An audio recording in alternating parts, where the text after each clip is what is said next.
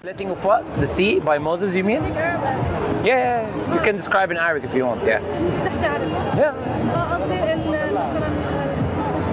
شقق القمر you mean, not the sea, or البحر.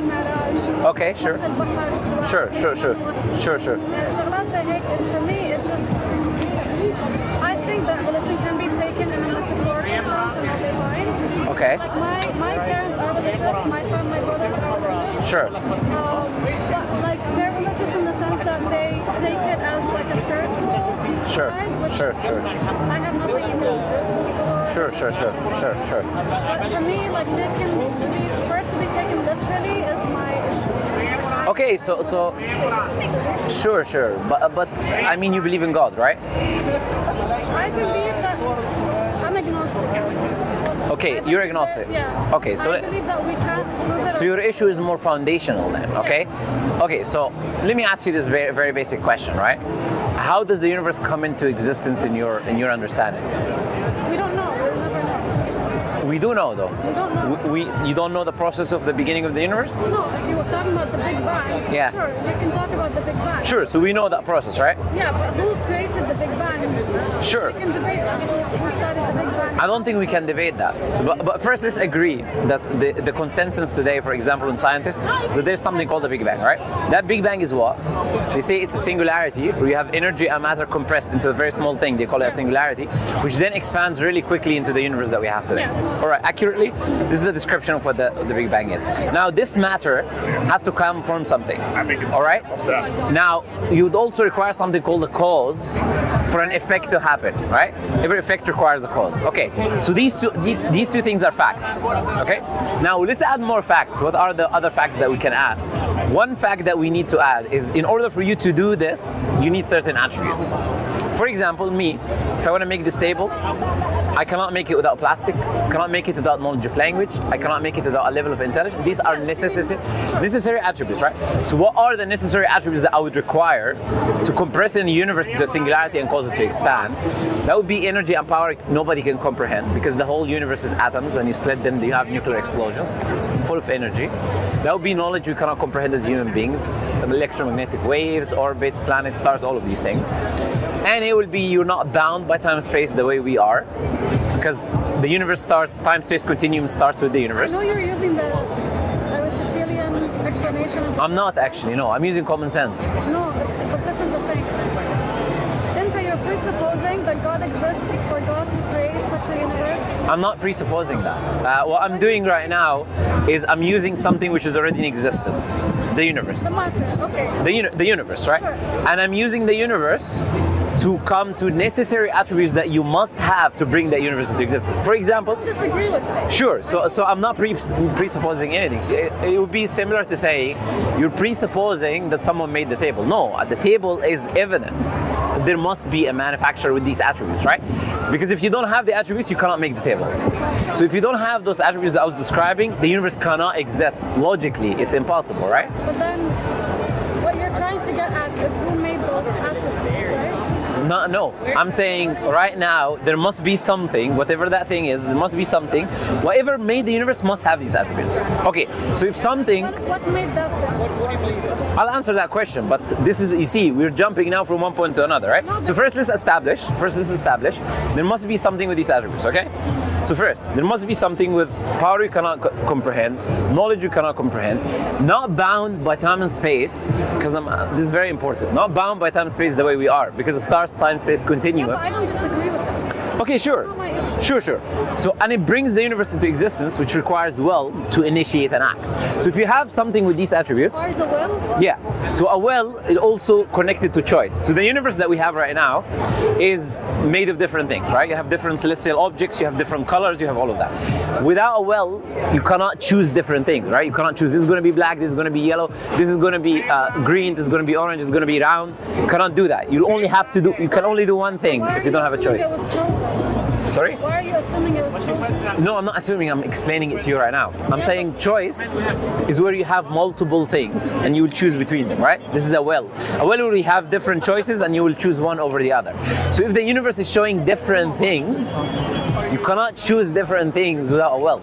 So you cannot choose there will be 10 stars here or 10 planets here. These will be red and these will be green. You need a will to initiate the act. If the universe was all the same thing, the same color, then we can agree that there is no necessarily will for you to create it. But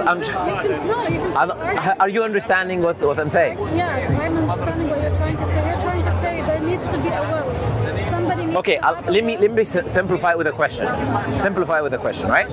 Why is there the color blue and the color orange are not only the color blue? Who decided that? No, it's not about who decided. God could have decided there's only... So he decided it, right? No, I'm saying if you want to presuppose God exists. No. It's, again, we're not presupposing. We're agreeing whatever. Yeah. When you're talking about will and choice, you're presupposing that there's an entity that made that choice and has that will. I think you're incorrectly using the term presuppose. Why? No, because... I'll tell you why. We've agreed there has to be something that brought the universe into existence, correct? So if something brought the universe into existence, now nothing is being presupposed, right? Something brought the universe into existence. But see, that sentence is already presupposing there's somebody who made the world into existence. Do you understand? What does the word presuppose mean? Philosophy, so that's fine, but what does the word presuppose mean? Presupposes you already have an assumption. Okay, where is the assumption in what we said? When you say someone created, you're already assuming... I didn't say someone, I said something. Okay, something or someone. Something. It's different because you attribute personhood to that thing, right? God, let's say we don't say God is someone, God is something, for example. Something, yeah. So presupposing that something created... What I'm saying to you from the beginning of the discussion, it's not an assumption. We already established that you cannot have a universe without those necessary attributes. That becomes a fact. That's why I gave you the example of the table. Nobody can say you're presupposing someone made the table. It's not common sense. Using that same logic, you have to go also all the way back. But you see, again, you're making the same mistake. I'll tell you the problem is what? Problem is you know that reasoning leads you to have to admit that there has to be something. Then what you're trying to do is to move away from that to, okay, where does that thing come from? Which I will answer you, no problem. It's the same logic because you're No, I will answer. It's a very easy question. You're gonna hate me, aren't you? Yeah. No, it's a very easy question. But what I'm trying to explain to you is you have to move a step by step. You're trying to jump the gun, right? You're trying to put the cart before the horse. I'm first trying to establish that the universe will necessitate. I'm with you. Yeah. It is necessary. Okay. For each cause. I'm first trying to agree on the attributes. Then we can move into the argument. For each effect, there's a cause. I agree with you. For Okay, sure. Effect, there's a cause. Sure. And you're gonna keep going back into that cause. What caused this effect? Another cause. Okay, sure. You're gonna keep going back, right? Until you No. reach the point. Yeah, but go ahead. Yeah, What you want to say? I want to hear what you say first. Sure. And then you're gonna reach the point of the Big Bang. Sure. The Big Bang was an effect. Yes, right? yes. What caused that effect? This is what your logic is gonna take you into that direction. Okay, sure. You cannot decide because then that becomes bias. If you decide to stop. But what's the problem with that so far? We don't have a problem with that. Because this is where the bias is the issue. That bias No, but we are talking about, yes, the Big Bang requires a cause, and we're talking about that cause, right? Yes. So What's the problem with that? No, there's no problem. Sure. What I'm trying to say is if you keep going back through that same logical sequence. Sure. Even when you ask about the Big Bang, Sure. what caused the Big Bang? Something. Okay. What caused this something? No, but you don't say what caused that something. Why? because before, that's the point I'm trying to make to you. What happened before is not an effect that requires a cause. It's not. God is not an effect. This is the presupposition. No. But it's by definition. God. It's not by definition. No, what? What am I about to say? Okay, say. You see, you have a defensive wall. I know. No, I'm sorry to say, you don't know because you never met me. You have a defensive wall where you say no before I even finish my sentence, right? I allow you to finish, but you're not allowing, right? Okay. So I'm saying no because by definition, God is not an event that takes place in time. There is an effect that requires a cause. If God always existed, which is why I was stressing this point for you, time-space continuum starts with the universe. God always existed. He doesn't begin to exist in time. He doesn't begin to exist in time, and then you cannot say, therefore he requires a cause. cause. So I'm saying that's not rational. Now to answer you, any way to answer you, I can still answer the question that you're posing, right? Your question is a very basic question that people keep repeating all the time, which is, who created God, right? That's essentially what you're trying to say. Because you're what brings God? That God is you like the word presupposing, but you're misapplying it, but it's okay. Mentally you're misapplying it. How am I misapplying? I'm not using it. Based on your logic, everything has a cause. But I didn't say that. Yes, I'm not saying. I'm saying things in time and space. Yes. Yes, but Saying things in time and space. If there's an entity that is outside time and space, that is entity you're saying. I'm not presuming time and space starts with the universe. So if you create the universe, by definition, you're outside time and space. Yes, but if you're saying if you create, then there must be something that created the universe. This something Caused the universe. Yeah, so your argument is this something caused the universe because it exists. This is your argument. What do you? I didn't. Did I say something created the universe because it exists? This is the assumption with this line of logic. It's when you're saying. Where is the assumption again? That you're presupposing there's something that exists outside of time and space that created the universe. I'm not presupposing. The universe is, with definition of time space continuum, right? The universe is part of time and space. What you're saying, The universe is time and space, right? Okay. Yes. So if the universe is time and space and it's caused by something, by definition that thing is not operated by time and space because it starts it. That thing must also have a cause. Why? Why not? Because this is your logic. No, do you understand the universe? I understand. Okay, no, I don't. You see, I didn't even say the word that you're like, I understand. You see, that's my point. Look, I'm going to be completely honest with you. I can talk to people. There are people who are open-minded, willing to accept and listen. And there are people who already have made their conclusion, right? So how do I know the difference? The way you speak, for instance, right? So you will answer before I even finish a sentence, right? If you're really willing to listen and accept, because the problem, look, you could be having a problem with the existence of God. You don't want to believe in God. That's up to you.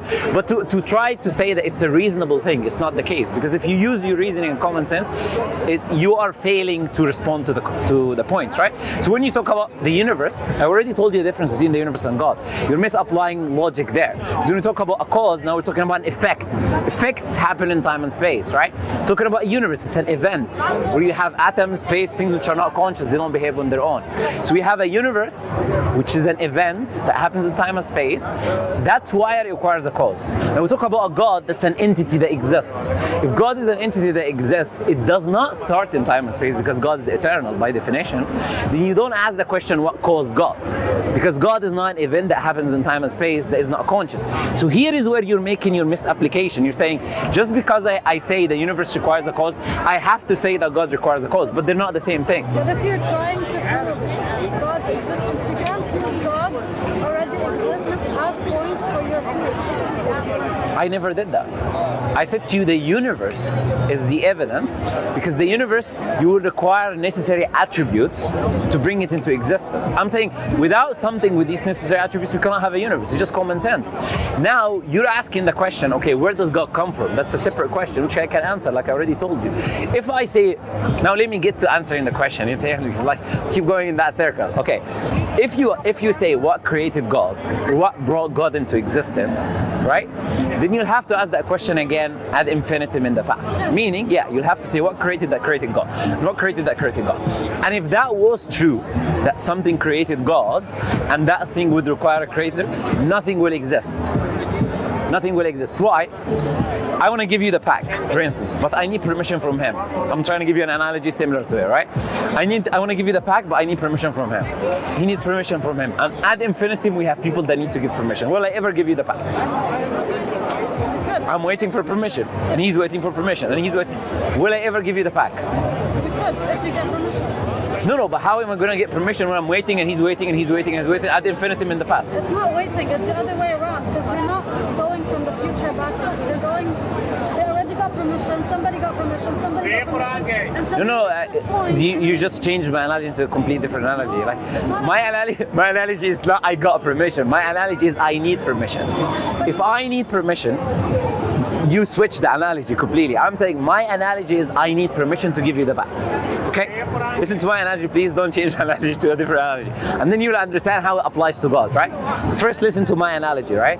I need to give you the pack, but I require permission from him. And he requires permission from a different person ad infinitum. It doesn't stop. Will I ever get the permission to give you the pack? If you don't get permission, no. Yeah, if it's ad infinitum going to the past, I'm never going to be able to give it to you because the permission will never come. Because each person is waiting for another person. Okay? So how does this analogy apply to God? If God wants to create the universe, in the analogy, in the discussion that we're having, he requires to be created first. But for him to be created, that other thing needs to also be created. And that will go ad infinitum to the past. Yes. So if this is the case, God will never be created. I'm not saying it is the case, but I'm saying you can't. No, I'm saying this can never be the case. I'm saying logically, if it was the case, okay, so if it can be the case, there must be something that doesn't start to exist by another cause. There is always existing. Yes, I understand your point. I understand what you're trying to argue. Or we wouldn't exist. Yes, I understand your point. And this is why I'm agnostic and not an atheist. You understand my point, and that's why you're... Yeah, Sure, okay. Your point, because I do understand the logic of this. Sure. Plus, when you try to explain this, without supposing that there's an entity outside of time and space, how would you prove that there's an... Your proof is, because the universe exists, there must be an entity outside of time and space. Because the universe exists, there must be an entity that requires the necessary attributes to create a universe. Because the building exists, there must be something that possesses the attributes to create a building. Because you exist, there must be a mother that can get pregnant for 9 months. That's just common sense. I mean, what's the problem? Where is the non-reasonable part about this statement? It's not. I'm not saying it's non-reasonable. I'm just saying that you cannot use that as necessary. You say that it's necessary. This is why God exists. Why? I can't why? Just like saying because you exist today, you must have parents. Where is the problem in that statement? Because you're still gonna have to prove why is it that you're supposed. Why do I? So I need to prove you have parents. No, I'm not. Your existence is not enough to prove that you have parents. You can prove that I have parents. You're still No. be able to prove. No. Is your existence enough to prove that you have parents? No, well, it could be enough that I have a. No. Please answer. Listen to the question. The fact, of course, I'm gonna be positive. No. Okay, I'm gonna ask the question again. Please listen to the question. Please, is your existence enough of proof that you have parents? No. So it's not. So you could exist without parents. I could be whipped up in a lab. إذا أعجبكم الفيديو لا It's تنسوا like, الاشتراك you في القناة. cook humans in a lab today. How? Tell me how. Please educate me. How can you cook humans in a lab? Okay. Into what you're saying right now, you're saying you could cook humans in a lab today. No, why are you saying this? Because based on the evidence that you have of the world now, We're talking today. We're not talking in 20,000 years. Yes, but you cannot prove something based on evidence you already have. You're telling me I can prove that you exist because in the world right now, in the physical space and time right now, we know that human beings cannot exist without parents. You cannot have that supposition in order to say this is why you exist, this is why I know you have parents. If you want to take something... I'm sorry, but I don't know what you're saying there. Like, what you're saying there has nothing to do with my point, right? You're trying to use a hypothetical now, right? Or maybe hypothetical in a world which doesn't exist, we can cook humans in a lab. It's not the case. We're saying today, right? You asked me if I exist, can I prove that you exist? And I'm telling you... I know I didn't ask that. Yes, you did. If you exist, can you prove you exist? I didn't say that. No, you said because if you exist, do I need to prove that you have parents in order to say that you... No, again, let me repeat what I said again. I said, is your existence, please listen to the question. I said, is your existence enough of a proof that your parents exist? In this world, yes. Which other world do we live in? Yes. Is there other worlds that exist? We are living in this world. So in this world, in reality, your existence is enough proof that your parents exist. You being here right now is enough proof. Why? Because you cannot exist without them existing, right? You're a product of them. Okay, so that's the point I'm making about the universe. The universe cannot exist without something that possesses the necessary attribute to create it. Now you're saying, oh, you cannot then say that God exists because the universe exists. No, I can't. Because the universe cannot exist without the necessary attributes to create it. Similarly, like you cannot exist without your parents existing. Now that's common sense, and the universe is proof, just as you are proof of the existence of you. So how did something that was outside of time and space come to exist? But again, this is the fallacy that you're making. I'm telling you, God doesn't come into existence. He's always in existence. And I gave you the reason why, because I told you, if God comes into existence, he would require a reason, a cause, right? You would keep going back ad infinitum. And if this was the case... This is a logical inaccuracy. I'm saying the infinite regression doesn't exist. Yeah, there must be something always existing. Yes, but you can't say it doesn't exist because we cannot solve it. So no, I'm not saying, you're misunderstanding. I'm saying the infinite regression doesn't work because we exist today. If the infinite regression is true, we cannot exist. Because like I gave you the analogy, everything that wants to create us will need to be created first, and nothing will ever start. So the infinite regression is false, and if the infinite regression is false, by definition you require something that always exists. That's my argument for the creator being eternal. So the infinite regression here is proof that there must be something always existing. So it's on my side, really. It's not against me. The infinite regression is the argument against atheism. Because if atheists keep saying that God requires a creator, nothing will exist. We wouldn't even be having this conversation because nothing will create anything. The fact that we exist is proof of an existence of something always there. Whatever that thing always there is that thing that has the same attributes that we describe. Because these attributes is the only attributes that can create everything else. And that's what we refer to as God. I'm saying, look, if you're using reason and common sense, you have to come to that conclusion. But I sense like a different thing in you, really. I'm going to be honest with you. I think like you may have other reasons, whatever these reasons are, there are your reasons in your personal life. You don't want to believe in God, you don't want to submit to this idea. It's a different story. But if you want to use reasoning and common sense, you really cannot escape it. As human beings, innately anyways, we are born knowing that there is a creator. Like this is not something that is introduced to you by your parents. There are studies on this. It's not my... I'll tell you, okay, you're saying no, it's not. I'll give you studies now. And if I'm giving you studies, I have proof, but you're just saying no, it's not for the sake of saying it, right? Because, like I said, you want to challenge the idea, you have a defensive wall towards it, but that's not the reality. Defensive wall, I'm just... Sure. Yeah, okay. So why are you saying no? Based on what? Have you done research on that? Okay, tell me what's the... Okay, I'll tell you the research. Okay, for example, Oxford University, a bunch of atheists, led by Justin Barrett, okay? Like 50 atheists or whatever. They conducted a study, a big study. They brought children from 20 different countries, right? And on a period of 3 years, they conducted experiments on them to see these children from atheistic countries, Scandinavian countries, Japanese countries, whatever, they don't have a concept of God, they follow the Shinto religion. And they came to the conclusion, and they asserted, Justin Barrett himself, saying that children are born innately with a belief of a higher power. This is the conclusion of their study. You can Google it, research it. Justin Barrett, Oxford University study, okay? Another study done again in Oxford by Oliver Petrovich, who had a Japanese colleague. That Japanese colleague, he would tell her, like, our children are Japanese, don't believe in God. Like, we follow the Shinto tradition, the Shinto religion, we don't have God in our religion. So what happened is she conducted a study on Japanese children specifically, and she came to the same conclusion, that the children are innately born believing in a higher power and a creator. Now what changes that? Sorry? How do they assess? So they would ask children questions. There are similar studies on things like on cause and effect. There's also an innate thing. Like for instance, they bring a baby and they put a table and they put objects. They remove the objects, but they keep the objects without falling. And the baby gets shocked because the baby kind of assumes. Or you put a baby in a complete dark room and you touch it and the baby looks, because there's no light, you don't see anything, but it looks because it assumes there is a cause for the touch.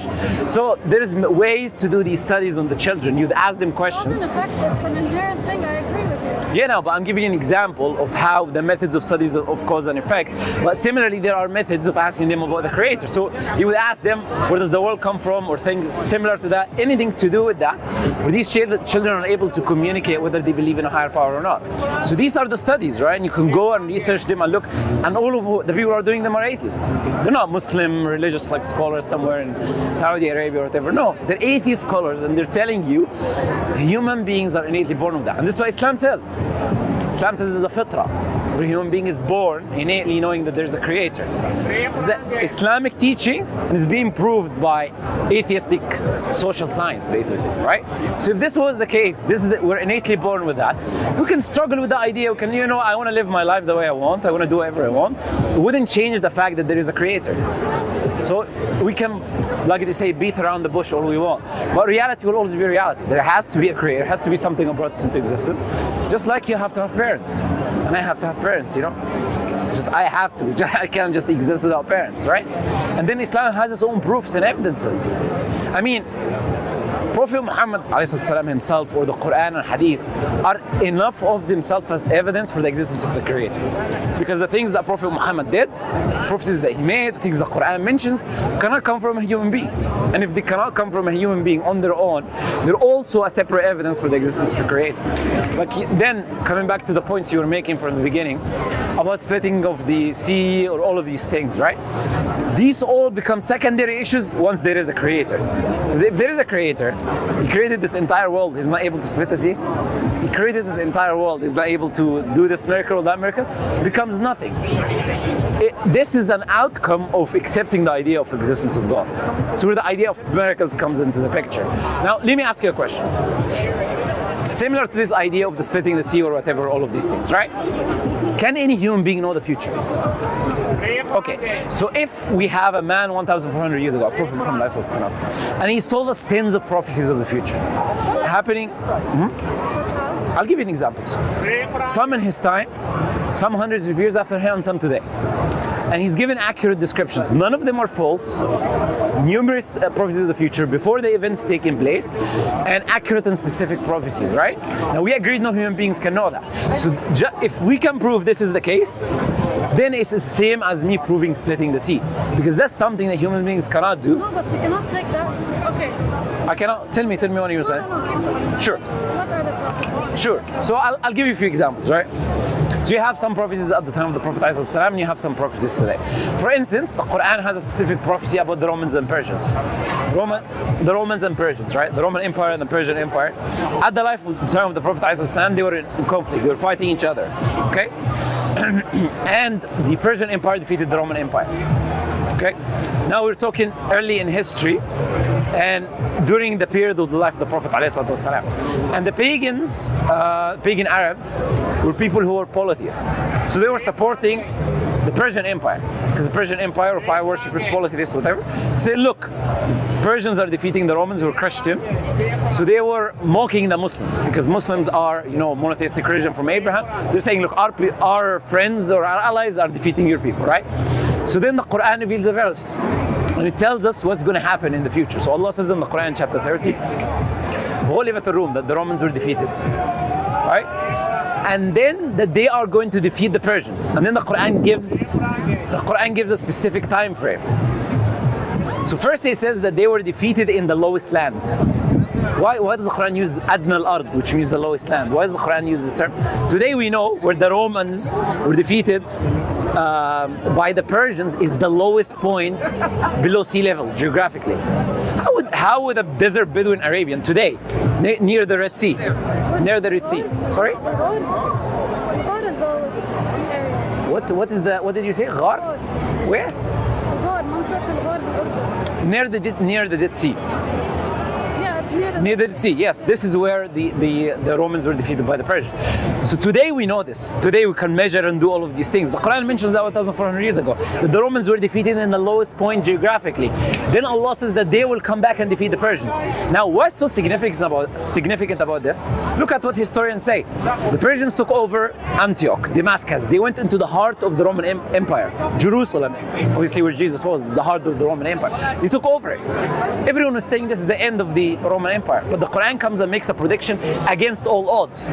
That these Romans that were defeated by the Persians are going to defeat the Persians, and it gives a specific date. Bid'a, fi bid'a sinin. Bid'a in the Arabic language means 3 to 9. If you put them in exact specific time frame. And that's exactly what happens historically. Now the Quran has this verse revealed. We can look at the fight from 618 AD to 627. We can look at this 9 years of the start of triumph from the Roman Empire defeating the Persian Empire until they go into the heart of the Persian Empire and they build they burned their fire worshipping temple. Now, it's not only a specific prophecy about two nations, but it's time bound and it's against all odds. Now, that's one example, right? Now, there are many, many examples. You know, the country you're from, Sham, you know, the countries that you're from, Prophet Muhammad made tens of prophecies. He said that Islam will enter these regions, and he said them by name. He mentioned Sham, right, which includes. That wasn't a prophecy because he was attempting to spread Islam in those regions. No, it was a prophecy by definition. Is something that hasn't happened yet in the future. No, I can say in 1,000 years, global warming is going to create this. It's just a prophecy. You can say that, and maybe it doesn't happen. Yeah. Maybe it doesn't happen. So a prophet, but this is what you're missing. Every claim the prophet makes, the whole religion is at stake.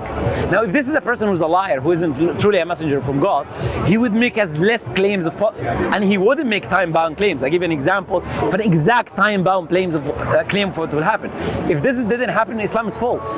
So he wouldn't be making tens of prophecies about the future. This will happen, that will happen, because he knows the problem of that. Now, Muslims were. The Quran was written after the Prophet was dead. Sorry? The Quran was written. No, that's false. The Quran was written. No. But verses came down. Okay? I'm gonna let you teach me, and then I'm gonna correct you. Go ahead. How is the Quran? No, but you're telling me I'm wrong. So how is the Quran written after the Prophet? Let me tell you how that's wrong. You first tell me. How do you know that? Sorry? They compiled the Quran after the Prophet. Compiled. Do you know what compile means? Yes, I know. What is compiling? Putting the verses together. No, compiling is bringing something which already existing in one place. So if it's already existing, where did they compile it from? Yeah, okay, but they say that it existed, but they could have also. No, how can you compile something that doesn't exist? They said they compiled it, right? We were taught that the Quran was compiled after the Prophet. Okay, when was the Quran compiled? I think about 1,000 80. I don't remember exactly. No, absolutely not. The Quran was compiled at the life of Abu Bakr Siddiq. Abu Bakr ruled 3 years after the death of the Prophet. No. I know that the Quran was compiled long after the Prophet. Okay, I mean, I'm sorry, but you're completely off the goal here.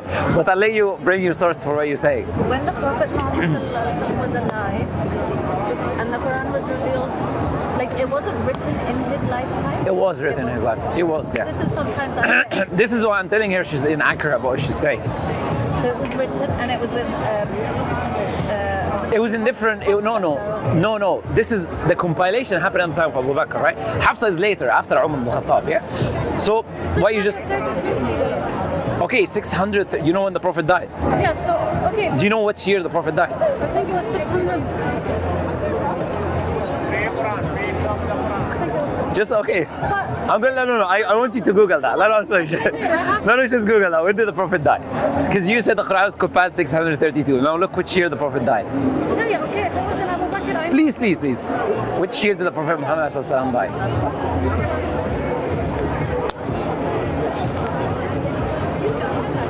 632. Which year did the Prophet die? 32. And which year was the compilation? That was. No, well, look, this is your source. I didn't bring this up. This is your source. Sure, okay. Okay, no worries. Okay, the Quran, sister, was written at the life of Prophet Muhammad himself.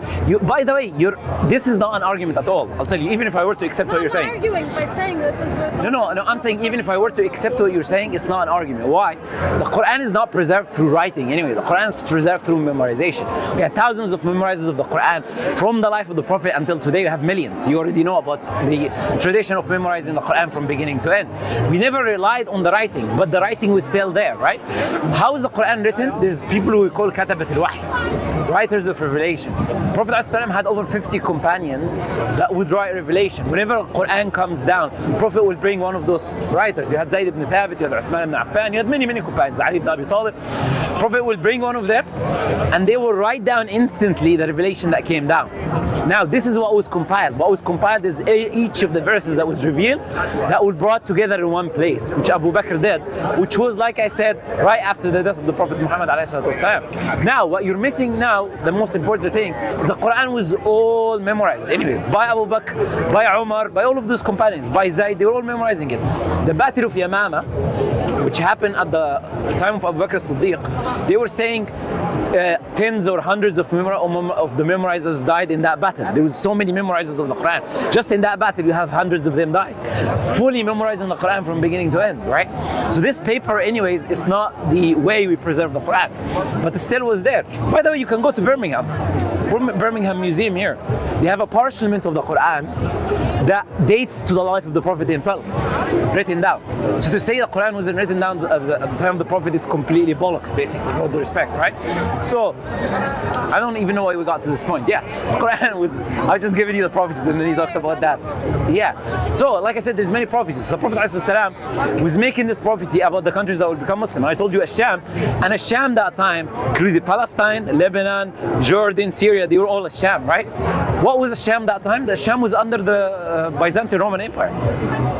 It wasn't like he was not just talking about his backyard or something. It's like me today talking about, okay, we're gonna talk about Las Vegas on this. It's an area under one of the strongest empires in the world at the time. Do you believe in religion now when you didn't see proof of the miracles? The reasons I'm giving you right now. Because Prophet Muhammad could not have done these things without being a messenger of God. That's the point I'm making. And you again, I'm giving you two examples, and I can give you tens of examples of prophecies, right? And you cannot use this claim of self-fulfilling. For example, you cannot use the claim of self-fulfilling on the prophecy I gave you, the Romans and Persians. He has no control over that. I can give you tens of other prophecies like this, which you cannot make the claim is self-fulfilling. But like I told you, even this prophecy of countries becoming Muslim cannot be self-fulfilling, because Muslims can try to take a land and they can't do it. They can be extinct. They can lose to against the Roman and Persian Empire. It's not just because I say we'll take this land, which is under the strongest empire at the time, that you're going to do it. Self-fulfilling is like I'm saying this bottle is going to drop. That's a self-fulfilling prophecy because I'm doing it myself.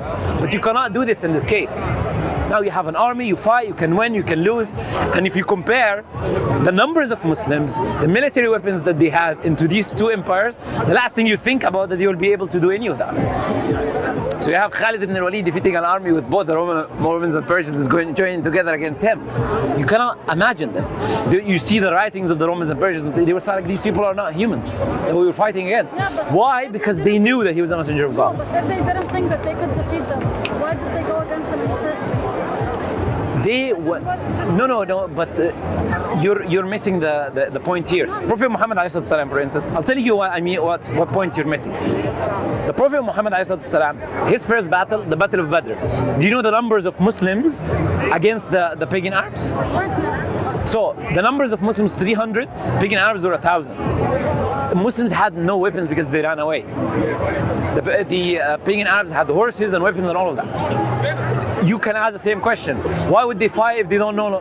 You can fight to survive. You can fight for other reasons. And you can fight because you know you're upon the truth and God is aiding you. And that's why you fight. It's not because you believe your own power is going to let you win and that you are outnumbering your opponent, or you believe in worldly calculations that you're equal to them. No, you can fight knowing that God is on your side, even if you're weaker in worldly calculations, and still win. Those people fought based on that. They fought with whatever they had, whatever numbers were in their availability, because they knew Allah is with them. If I know Allah is with me, who cares what this person has, some sticks or weapons or whatever, they're not going to help him. So the argument doesn't work. But again, we're talking about what? Prophecies of the future, which are tens, like I said, many. Prophet makes prophecies about the land of Arabia, for example. He said, you will see, تعود بلاد العرب مروجا وأنهارا. This land of the Arabs will come back to being meadows and rivers. Now there's two things there. He's making a claim about the past and the future. He says it used to be meadows and rivers, and it will come back to being meadows and rivers again. Now today we use what? Nature Middle East. You know Nature magazine, I'm assuming, right? And they have this article about how the deserts of Arabia used to be 5,000 or more years ago, used to all be meadows and rivers. How do they know? You know, they have used satellites. They see traces of Asian lakes. They also see fossils of animals like elephants and whales and whatever. And this is how we know that it used to be meadows and rivers, because they cannot live unless there is water, these animals. Prophet Muhammad couldn't have known any of this. But he's making a claim that it used to be meadows and rivers. You go to NASA.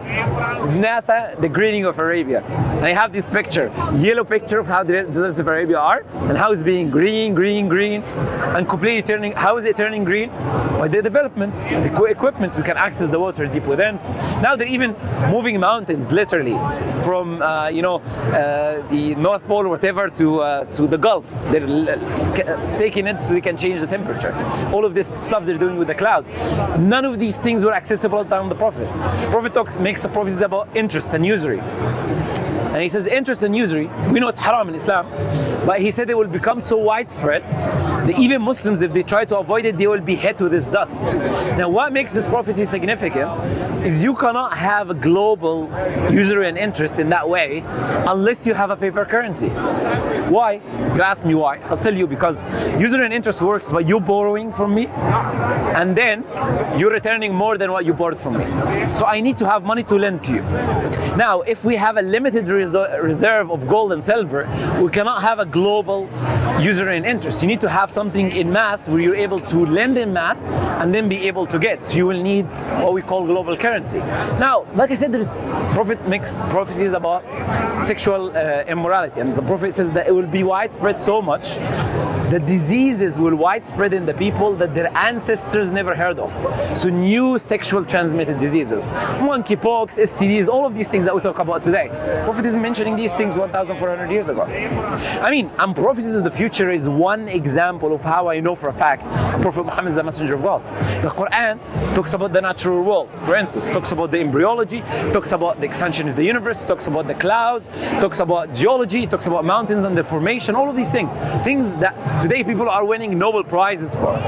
You have Hubble telescope and discovering the expansion of the universe and getting the Nobel Prize. It's in the Quran 1,400 years ago. So I know for a fact that Islam has to be from God based on these evidences. And I know that God must exist also based on these evidences. But I said whether I use these evidences or not, I can also establish God's existence through reasoning from the existence of the universe itself.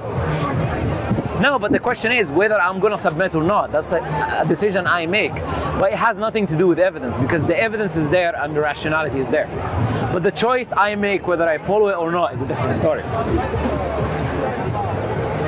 No worries. Let's give it a reason. I mean, like, you already read the Quran probably before, but you honestly, sister, this world is temporary.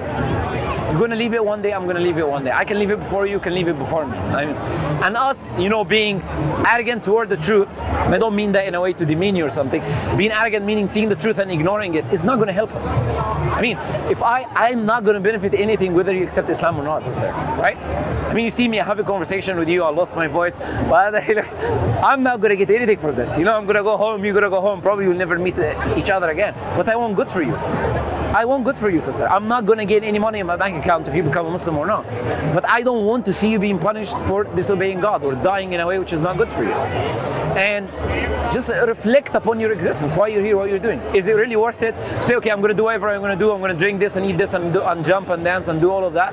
Is that worth the afterlife? Is the teachings that Islam gives us, is it actually bad for us? Or is it good for us? Well, Allah teaches us of being good to our neighbors or praying or fasting. Are these things actually good for us here in this life before the afterlife? Or are they things which are bad for us? And reflect upon that and understand, okay, why you're here, sister, where are you going to go? And before it's too late. Before it's too late. All right. إذا أعجبكم الفيديو لا تنسوا الاشتراك في القناة.